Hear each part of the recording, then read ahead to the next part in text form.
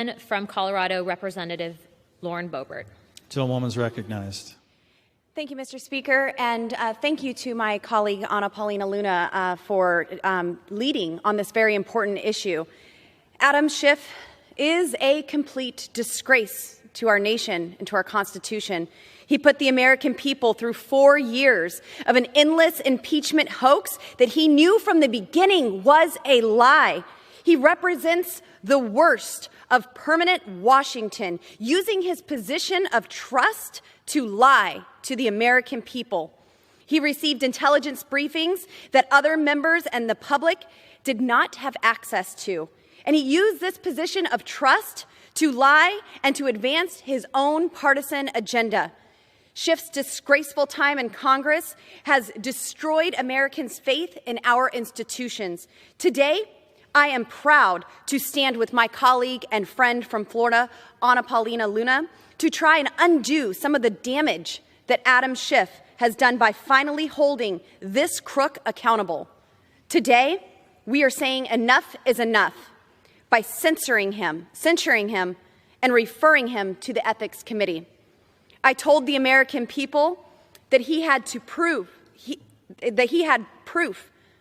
that the Trump campaign asking the Russians for help in a conspiracy. That was a lie. He claimed that he was not working with anonymous informants during the impeachment hoax. That was a lie. Everyone with common sense knew that Adam Schiff was lying all along, including the Director of National Intelligence, Obama's former Attorney General, the FBI Deputy Director, and more.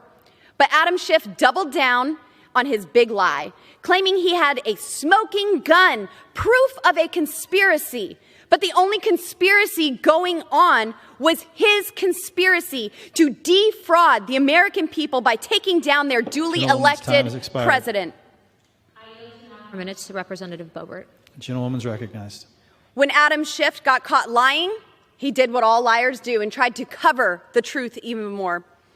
He even used his taxpayer-funded staff to ask Twitter to censor journalists fact-checking his lies. But Adam Schiff won't get out of this one by calling in a favor. Today, we are holding him accountable and censuring him for his lies to the American people. To restore the trustworthiness of the House of Representatives, every member should vote to censure Adam Schiff so that we can speak with one voice to assure the American people that these lies will not be tolerated. I urge every one of my colleagues with good and decent intentions to vote for this resolution. If Adam Schiff has a shred of human decency left, he would resign from Congress in disgrace. His tombstone should read of his failed career in Congress and should be one word: liar. I yield back. Gentlewoman reserved. And Colonel, you never leaked information? I never did, never would. That is preposterous that I would do that. Okay. Colonel, it's interesting. We deposed a lot of people in the bunker in the basement of the Capitol over the last several weeks. But of all those depositions, only 3 of the individuals we deposed were actually on the now somewhat famous July 25th phone call between President Trump and President Zelensky. There was you, the individual sitting beside you, Ms. Williams, and then there, of course, was your boss, Mr. Morrison, who I just read from his deposition. When we asked Ms. Williams who she spoke to after the call about the call, she was willing to answer our questions, and Chairman Schiff allowed her to answer our questions. When we asked Mr. Morrison who he spoke to after the call about the call, he was willing to answer our question, and Chairman Schiff allowed him to answer our question. But when we asked you, you first told us 3 individuals at the NSC, your brother and the 2 lawyers. And then you said there was a group of other people you communicated with, but you would only give us 1 individual in that group, Secretary Kent. And the chairman would only allow you to give us that name. When we asked you who else you communicated with, you would not tell us. So I want to know first, how many other people are in that group of people you communicated with outside the 4 individuals I just named? Yes, Mr. Jordan, on call readout, certainly after the first call, there were probably a half a dozen or more people that I read out. Those are people with the proper clearance and the need to know. In this case, because of the sensitivity of the call, and Mr. Eisenberg told me not to speak to anybody else, I only read out, outside of the NSC, 2 individuals, Two individuals. Das Kent and one other person. And you're not willing to tell us who that other individual is. Mr. Chairman, point of order. Mr. Chairman, Mr. Chairman, point of order. The gentleman will suspend. Counsel. Mr. Chairman, I would ask you to enforce the rule with regard to disclosure, with regard to the intelligence office. Thank you, counsel. You know, as I indicated before, this committee will not be used to out the whistleblower. That same Mr. Chairman, necessity can you of first protecting stop the time whistleblower so I don't lose the will time? persist. You are recognized again, Mr. Jordan. Mr. Chairman, I don't see how this is outing the whistleblower. The witness has testified in his deposition that he doesn't know who the whistleblower is. You have said, even though no one believes you, you have said you don't know who the whistleblower is. So how is this outing the whistleblower to find out who this individual is? Jordan, this is your time for questioning. You can use it any way you like, but your question should be addressed to the And witness. I'd like to- and your question should not be addressed to trying to out the whistleblower. Well, okay. Colonel Vindman, there's another thing Mr. Morrison told us in his deposition. He said he was not concerned about the call itself. He said there was nothing illegal or improper on the call, but he was concerned about the call leaking, the contents of the call leaking. He said this, he was concerned how it would play out in Washington's polarized environment, how the contents would be used in Washington's political process. Mr. Morrison was right. Excuse me, Mr. Jordan, could I get a page? Page 44. Mr. Morrison was right. The call leaks. The whistleblower goes to Chairman Schiff, staff. Then he runs off to the lawyer, the same lawyer who said in January of 2017 the coup has started against President Trump. The one thing the Democrats didn't count on was the president releasing the call transcript and letting us all see what he said. They didn't count on that. Transcript shows no linkage. The 2 individuals on the call have both said no pressure, no pushing, no linkage, but security assistance dollars to an investigation.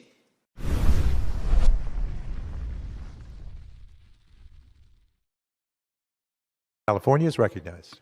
I thank the gentlewoman. I rise in support of Representative Ocasio-Cortez amendment. The GAO's expertise and technical capacity are critical to Congress's oversight. This amendment by my colleague gives GAO access to important information in the IC's possession that is necessary for the conduct of GAO's responsibilities, while also ensuring the protection of sensitive sources and methods. It strikes the right balance between security, transparency, and needed oversight. It also imposes confidentiality restrictions, clarifies the GAO officers and employees, like their IC colleagues, are subject to penalties for unauthorized disclosure, and requires the Comptroller General to consult with the Director of National Intelligence to establish protections against such unauthorized disclosures. In sum, the amendment will enhance congressional oversight of the IC in a manner that protects our national security. I want to thank my colleague for offering it, and I urge a yes vote and yield back. California yields back. The gentlewoman I from reserve New the York continues to reserve. I reserve, yes. Gentleman from Kentucky is recognized. Mr. Speaker, every time the Chairman Schiff rises to speak on a bill about intelligence and security and holding the president accountable, I get excited hoping that we're going to hear about that evidence of collusion and all the other investigations that were conducted in this House over the past year. I'll yield back, absolutely. Will the gentleman yield? Will the gentleman yield? Yes, yield. Well, let me ask the gentleman, are you aware, just by way of illustration, that the President's campaign chairman, Paul Manafort, secretly met with an agent of Russian intelligence and provided Russian intelligence with internal campaign polling data, as well as strategic insights about their strategy in key battleground states? Are you aware of that? I think everyone's aware of every bit of information that you all have tried to peddle over the past 4 years. Let me ask you, are you aware that while the Trump campaign chairman was providing internal polling data, that Kremlin intelligence was leading a clandestine social media campaign to elect Donald Trump? Are you aware of that? I think we see every day. Facebook just announced that Russia was trying to do a Facebook campaign in Ukraine, if I remember reading that correctly. Mr. Schiff, would you like me to yield go on? to a question would from me? you like me to go on? What would you yield to a question? Well, I'm asking you, would you like me to, you asked me to present you with some of the information? No, I about, think it's great. Are you aware of would you President like me to Biden's son continue? Hunter's art dealings? Would Are the you gentleman like aware to? of the president's son's dealings with in Congo with the cobalt mine? Well, Are you you know, to aware get to of the dealings in Ukraine? To get to the gentleman's question, I am aware of President Trump's son meeting secretly in Trump Tower in New York with a Russian delegation with the purpose of receiving dirt on Hillary Clinton, which the Russian delegation represented was part of the Russian government's effort to help elect Donald Trump in 2016. And I'm aware that Donald Trump Jr., said in response to that Russian offer of dirt on Donald Trump's opponent that he would love it, suggested the best timing would be in late summer, and had a secret meeting in Trump Tower. And when asked about that secret meeting, both the president and his son lied about it. Are you aware about those facts? I think that everyone's seen all the information, again, that you all have peddled. I'm curious if you would like Would to you take a like me wager to- on which president's child, which president's son, at the end of the day, once we have the gavel, will be the most security risk to our nation. So I'm Biggest happy to security risk. continue Hunter Biden to outline the Eric contacts between the Trump campaign and Russia, their solicitation of Russian help in the election, the former president's effort to coerce Ukraine into helping him cheat an election. I would happy to go chapter and verse if you would like me to use your time that way. Right now, though, the subject of this amendment is to allow the General Accounting Office, the GAO, to help Congress oversee aspects of the intelligence community. But if you're more interested, I reclaim my time. The gentleman has reclaimed his time. They've spent a lot of time, a lot of effort, a lot of tax dollars on trying to peddle a lot of wrongdoing in the previous administration. This bill is all about the previous administration. Every speaker on their side of the aisle has mentioned Donald Trump's name numerous times. Every speaker. It's time for the majority party to focus on governing and get over their obsession with Donald Trump. I introduced legislation, the Grassley-Cruz legislation, designed to go after felons and fugitives and those with serious mental illness. When they lie and try to illegally buy a gun, to prosecute them and put them in jail. To ensure that our databases are complete, in Texas, we've seen far too many of these mass shootings, including the horrific crime in Sutherland Springs. I was there at that beautiful church the day after that shooting. In that instance, that mass murderer should have been in jail. But the Obama administration failed to report his felony conviction in the Air Force to the database. So when he went to purchase his firearm, the background check came up clean. Had Grassley-Cruz passed into law, it mandated the Department of Justice conduct an audit of federal crimes to make sure those convictions are in the database. Presumably that audit would have caught that felony conviction. Not only that, Grassley-Cruz also created a gun crime task force to prosecute felons who try to illegally buy firearms, which means that deranged mass murderer would have been in prison, incarcerated, instead of in that beautiful church murdering those innocent people. We had a vote on the Senate floor on Grassley-Cruz. It got a majority of senators voted for it. 52 senators voted for it. That was in the Harry Reid Democrat Senate, a majority Democrat Senate. Now, you might think, okay, a bipartisan majority, surely this passed. Well, no. Turns out Senate Democrats filibustered Grassley-Cruz. They demanded 60 votes. And my Democratic colleagues who are here today all voted for the filibuster to stop Grassley-Cruz from going into effect. Why was that deranged shooter not in jail? Because the approach of today's Senate Democrats is to try to go after the firearms of law-abiding citizens instead of targeting the violent criminals that are the real threat. Now, domestic violence is a horrific scourge. Far too many women, children, and even some men are victims of domestic violence. But yet, when it comes to firearms, yes, are used by violent criminals, but they are also used over and over and over again by victims of violent crimes to defend themselves. If any of us could pass a law to end domestic violence in America, we would happily and enthusiastically do so. I have, over the course of the past 2 decades, dealt with far too many families who have lost loved ones to violent crime, homicide. It is horrific. It is evil.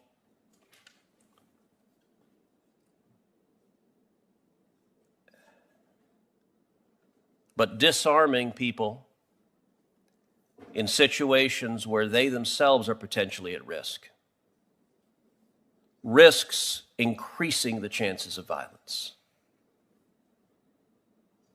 If you have an individual that may be a victim of domestic violence, preventing that individual from defending herself or himself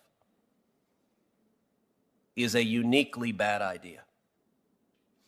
Chairman referenced that the states adopt laws to address these issues, and I think that is the right approach. Unsurprisingly, the people of the state of Texas make different decisions about how to handle these issues than perhaps the people of Connecticut or California or New York. That's how our constitutional system was meant to operate. And so, I wish we had a hearing focused on how to stop violent crime. I wish we had a hearing focused on the skyrocketing murder rates in this country that we're seeing right now. I wish we had a hearing focused on the skyrocketing carjacking rates that we're seeing in this country right now. I wish we had a hearing focused on the policies advocated by congressional Democrats of abolishing the police and defunding the police that caused the crime to skyrocket. I wish we had a hearing on Soros DAs that were elected with millions of dollars from Democratic donors who get into office and refuse to prosecute violent criminals, release violent criminals onto the street, and then allow those violent criminals to commit yet more murders. That would be a hearing with some urgency. That would be a hearing where we are seeing people being killed over and over and over again, but that hearing does not fit the political agenda of my Democratic colleagues. Thank you. We're going to hear from Senator Wyden. There are rebuttals to what you just heard, but in the interest of time, I'm going to move to my colleague from Oregon, Senator Wyden. Thank you very much, Mr. Chairman. And Mr. Chairman, let me just note that for years, I'll tell you, I've been to the border.